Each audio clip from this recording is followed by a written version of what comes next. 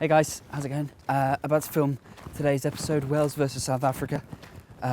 So we're just going in now. I thought I'd give you a little behind the scenes thing, show you how it all comes together. There's a car. Wales, 60% of you said that Wales are going to win today, so we'll see how that turns out. Some other good polls as well yesterday.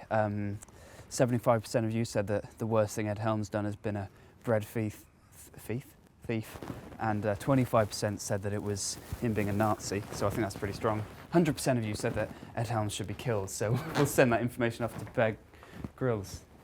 I am Chief Justice Gasse, and this is an intervention. Take a seat, all. It's for your own good. Hey guys, what's going on? It's about the polls. You do not have control. I've got it under control. Yakey? I'm sorry, all. But I couldn't agree more. I just love the percentages. And we love you all. But this has got to stop. I can stop at any time. What do you guys think? Vote now. Can I stop at any time? No! Don't listen to him! Cut to titles!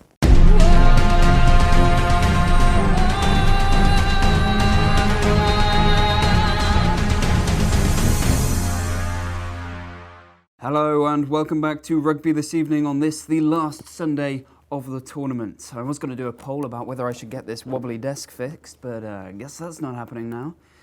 Right then, today was the second semi-final, South Africa versus Wales, for the right to play England in the final next Saturday. South Africa, of course, they've won 2 semi-finals before. Wales, though, have never won a semi. They've never been into the final. In fact, we've never had a new team in the Rugby World Cup final since the game turned professional. That was the weight of history against Wales today. However, with probably their best coach ever and one of their best teams in history, the Grand Slam winners, surely this was their best chance. Let's see now in 80 minutes in 80 seconds. 80 minutes in 80 seconds! Yes, this is 80 minutes in 80 seconds, and this is a watch on a trumpet, because I'm not afraid to say what I want. Wales and South Africa then competing for a spot in the final. Not much more left to say. Let's start it now. And nothing happening really early on. Pretty boring game so far. A lot of kicking throughout the game, and it will continue to be so. 0 points still, 0-0. Andre Pollard has the first points. Penalty for South Africa. Wales hit back straight away. 3-3 it is. A penalty from Biggar. Another penalty for Pollard. It's 6 points to 3. Just trading penalties at the moment. Not much else happening though. Not much attacking rugby on display in this second semi-final. And South Africa have another penalty and Pollard has taken it. That's 3 from 3 for South Africa in the first half. And as we approach half-time, Biggar has just got one over there. And there we go. 9 points to 6 to South Africa at half-time. Certainly compared to the quality of rugby in yesterday's semi-final, this is like watching rubbish rot. And that's pretty offensive to rubbish, to be honest. Really poor first half, 9 points to 6. Nothing to write home about at all. Yeah. Boo. Second half, and we're underway. And it's more of the same from both teams. No coach wants to change things up. However, Biggar's got himself a penalty. After 45 minutes, it's 9-9 now. The scores are level once again. And South Africa had a penalty advantage, but De Allende has broken through and scored for South Africa. It's converted from Pollard. It's 16 points to 9. Wales just forgetting how to tackle there, and suddenly this match is wide open. Wales have struck back after a lot of pressure. Josh Adams has scored his 6th try of the tournament. He's the top scorer. Halfpenny's converted. Patchell's gone for a drop goal, and he's missed the drop goal. And here we go. South Africa have an advantage. They go for a drop goal, but no, they've missed. But Pollard's got the penalty. South Africa lead 19 points to 16, and that's it. That's the end of the match. South Africa have squeaked it. 19 points to 16. Suddenly, the drama picked up towards the end there as extra time loomed large, but it's not to be for Wales. Probably their best ever chance to make a World Cup final. What a game that would have been against England, but hypotheticals do nothing when you can't beat South Africa, a South African team who really weren't too impressive. Again, in the second half, the quality of the game compared to the first semi-final yesterday just wasn't there. An awful lot of kicking, a lot of mistakes as well from both teams. 81 times the ball was kicked in open play. That means if we take into account how long the ball was in play for, that means that every minute that the ball was in play, it was kicked 29 times. Just imagine that. And so there we go, a pretty poor game, but it does mean that in a repeat of the 2007 final, South Africa will play England for the Rugby World Cup on Saturday. Wales, meanwhile, will go into the much anticipated third place playoff against New Zealand. It is humorous. No more drop goals though, but this has been 80 minutes in 80 seconds. 80 minutes in 18 seconds. There we are. The only thing to write about there was 2 attempted drop goals, both of which missed, which means we haven't had a successful drop goal for about 50 years now. South Africa, yes, they make it through to the final in a boring game. Wales, certainly in the second half, they dominated territory. Will they be thinking that it was a missed opportunity? Maybe, but they were boring as well, so who really cares? Based on the 2 games we've seen this weekend, then surely England go into that final as favourites next Saturday. But talking of boring things, Bear Grylls lost the court case against Ed Helms yesterday. Let's catch up with him now and see how he's coping with that crushing defeat. Bear? Today, I entered far beyond the realms of my human imagination, ventured forth into lands my forefathers had been many years before myself. I played chess with my good friend. She won, but she taught me that in a sense, we both won. I won. I know you did, as did I. Oh, just me. Definitely still me as well. You lost. I won in my heart Okay. and in my urine.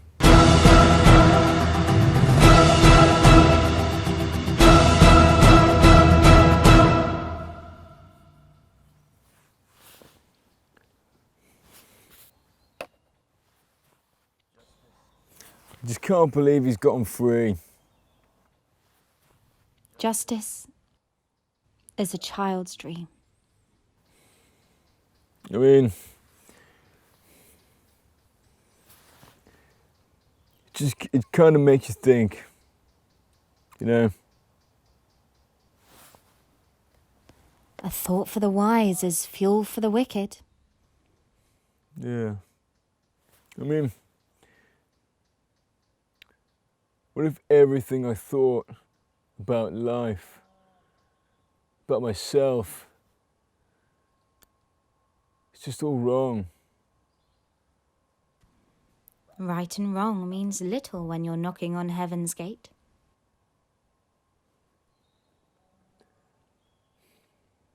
Like, evil's supposed to flourish, or good hides out in the wild,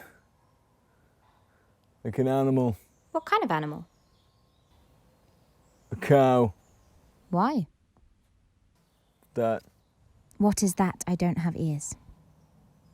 Sorry, there was a cow that made a noise when you said that, and it I couldn't agree more. made me think. I'm very easily influenced. But what if that's just all a lie as well? What if all this is a lie? It's all just a video game. What would the game be called? Grand Theft Bear. Maybe, you know, my mother and father, they were just looking out for me, but what if their influence on me changed my path? They taught me how to be a sloth bear, as opposed to a grizzly or a polar or a yogi. It's good to bear all. Healthy. Well, looks like you've won. Good game, ball. Well, that's just careless.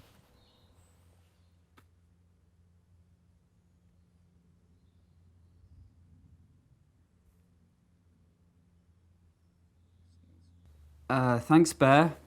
What a productive day you're having. Don't try and get out there and catch a serial killer or anything. Maybe he's biding his time till the third act. Yeah, that could be it. Anyway, let's go on now to the next segment, which has been much requested. It is, of course, another XV v XV. Yes, this is XV v XV, and today we're taking a request for the sexiest 15 against the non-sexiest 15. So let's start, first of all, with the front row for the 15 with great personality. Two props, one from England, one from Georgia, Dan Cole and Levan Chilichava. Wonderful scrummagers, and they give great hugs.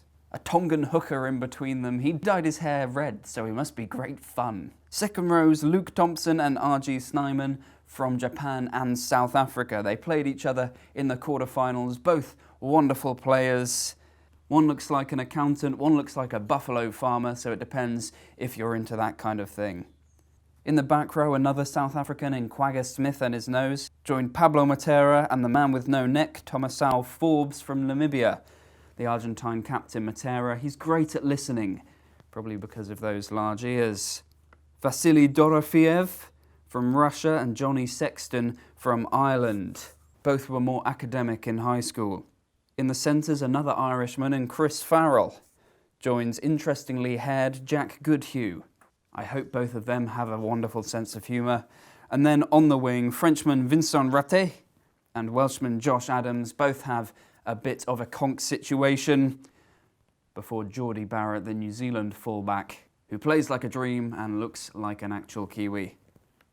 There we go then, that is the Friend Zone 15, full of players who are just like a brother, you know, and you feel like you can say anything to them and you don't really see each other like that.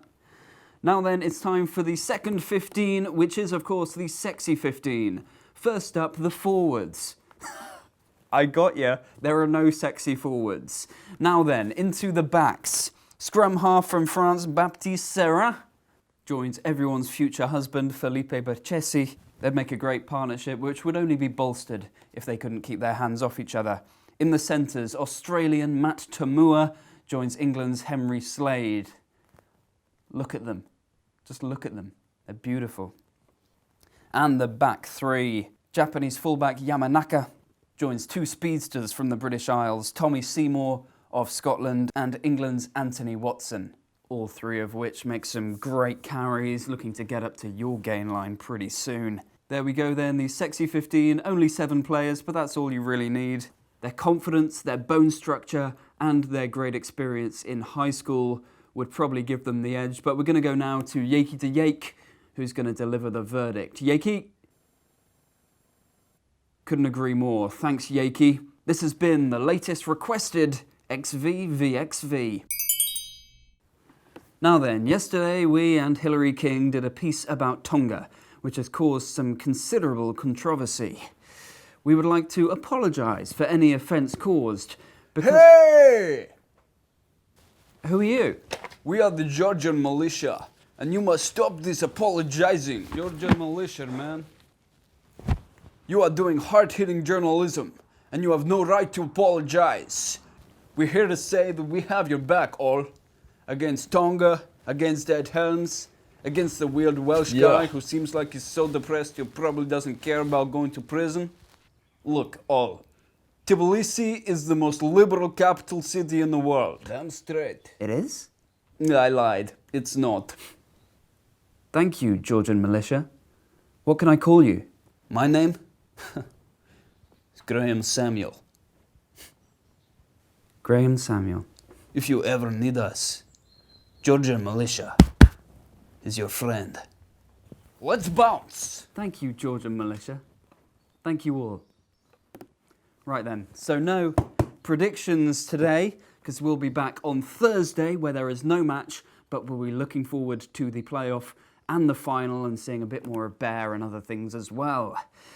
Right then, but let's have a look at what happened today. So of course South Africa beat Wales. Head and Heart got that one right, which means that Head moves on to 30-10 and Heart on to 31.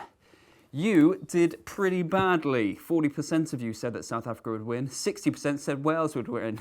Wrong! So join us on Thursday, that is Thursday, for more stuff, and we will see you then. Bye. Final coming up. Subscribe before the final 3 episodes. Watch more Rugby This Evening to get into the mood for the final 3 episodes. Watch the latest episode, which would probably be yesterday's or possibly today's. I'm not really sure.